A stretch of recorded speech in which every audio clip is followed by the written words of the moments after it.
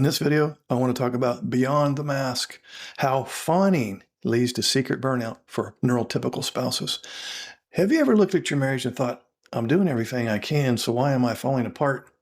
Maybe you've become the peacemaker, the emotional translator, the one who anticipates everyone's needs before they even speak. You smooth over misunderstandings, you lower your expectations, you tell yourself, it's easier if I just handle it. From the outside, you, as the neurotypical spouse, look patient. Inside, you're disappearing. If that's you, today's video may explain something you've never heard words for. We're going to be talking about fawning, one of those trauma responses, and why it quietly destroys so many neurodiverse marriages. More importantly, we're going to discuss how to stop surviving your marriage and begin showing up as your authentic self without creating unnecessary conflict. So let's begin. Everybody's heard of the fight or flight response. Some know about freezing. Few understand fawning. Fawning is what happens when your nervous system learns that the safest way to avoid conflict is to make other people comfortable. Instead of asking, what do I need? Your nervous system automatically asks, what do they need from me? You become exceptionally good at reading moods. You anticipate disappointment before it happens. You apologize for things that aren't your fault. You over-explain, over-function. You carry emotional responsibility that was never yours to carry. And here's the difficult part. Most neurotypicals who fawn don't even realize they're doing it. It feels like kindness, feels like love, feels like you're being a good spouse. But often, it's pure survival. Now, this becomes especially complicated in neurodiverse marriages where one person is autistic, the other one is not. Many ASD level 1 partners genuinely struggle to recognize emotional cues. They struggle to read facial expressions, to interpret tone, or to predict how their behavior affects someone else. That doesn't mean that they're uncaring or that they don't love their spouse. It simply means their brain processes relationships differently. We're talking about mind blindness here.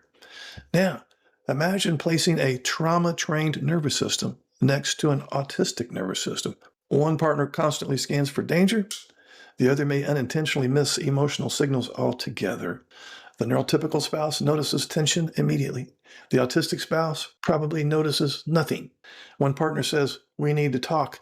The other thinks, well, everything seems fine. What do we need to talk about? Meanwhile, the fawning spouse is already changing themselves to prevent conflict that hasn't even happened. This isn't manipulation, it's adaptation. But adaptation has a big cost. So here's where traditional marriage advice fails.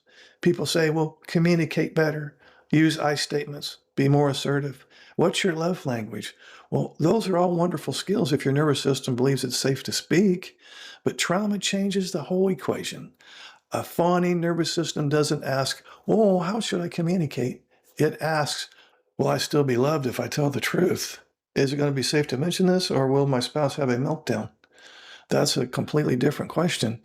Until that fear is addressed, communication techniques won't stick. You can know exactly what to say and still find yourself saying, oh, it's okay. Oh, no problem. I'm fine. Even when you're anything but fine. Now, let's talk about what burnout actually looks like. It rarely arrives all at once. Nope. Instead, it sneaks in quietly. You stop asking for help. You stop sharing disappointment. You stop expecting comfort. You become incredibly competent. Everyone thinks you're handling everything beautifully. You're so strong, resilient, and patient. Inside, your emotional battery is damn near dead.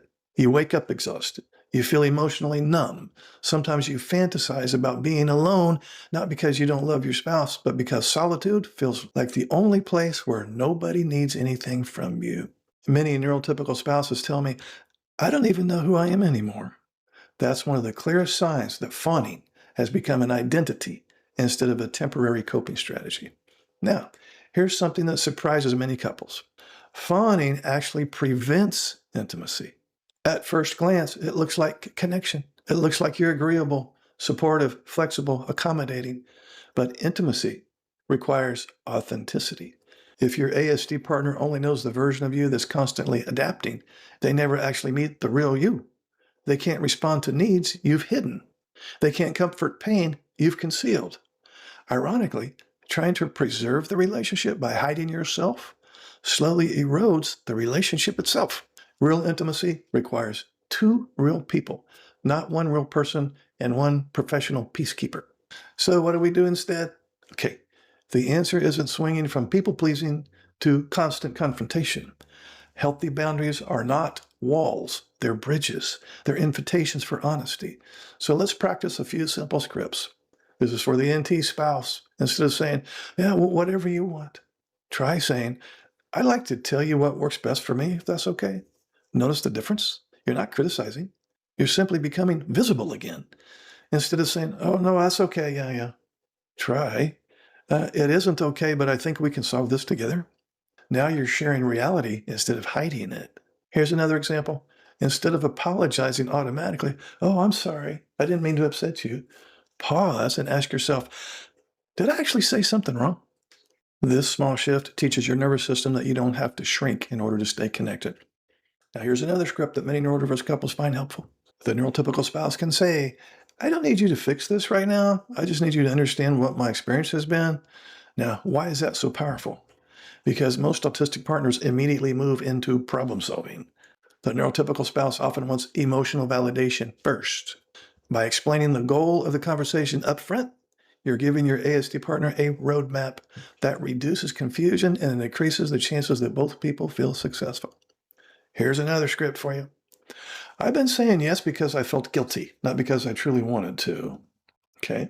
That sentence can feel terrifying, but it's also incredibly freeing because honesty creates clarity, and clarity creates trust, and trust creates emotional safety. Now let's talk to the autistic partners watching this. If your NT spouse has been fawning for years, don't mistake new boundaries for rejection. They're actually signs of healing. When someone who has hidden themselves begins speaking honestly, that means they're starting to believe the relationship might actually be safe enough for authenticity. That's good news. It may feel uncomfortable at first, but discomfort is not the same as danger. Sometimes healing sounds louder than trauma because truth has finally found a voice. And for the neurotypical spouses watching, please hear this. Your worth has never depended on how comfortable everyone else feels. You weren't created to become invisible. You don't have to earn love through exhaustion. You don't have to carry every emotional responsibility in the marriage. Your needs matter too. Your feelings matter. Your limits matter. Healthy neurodiverse marriages aren't built by one person endlessly adapting. They're built by two people becoming increasingly honest with each other. That's where emotional safety begins. Not with perfection, not with flawless communication, but with authenticity. Now, if today's video helped you put words to something you've been living for years, let me know in the comments. I'd love to hear which part resonated with you the most. And if you're navigating a neurodiverse marriage, consider subscribing. Every week, we explore the hidden dynamics that traditional relationship advice often misses, combining trauma-informed care, autism-informed understanding, and practical tools that help couples build relationships where both partners can finally stop surviving and start connecting. Would you like to schedule a paid private coaching session? This will be in the form of a face-to-face Zoom call. Underneath any of my videos, you'll see this Calendly link. If you click on that link, it'll open up my calendar. You can pick the available days and times that works for your schedule. You'll get a follow-up email immediately after purchasing a session that will have the Zoom link that coincides with the day and time that you picked. I will get an email too that you scheduled a session, and I will be available on that exact day and time, and we will talk. I look forward to working with you. Hey guys, this is Mark. Some of you may not know that I have a lot of books on Amazon. So if you like my videos, you'll like my books. I have several for ASD spouses, for NT spouses, and for the neurodiverse couple. Underneath any of my videos, you'll see this link. Feel free to click on that link and see what's available. I'm sure you'll find something that applies to you. So if you're struggling in your neurodiverse marriage, help is available, one click away.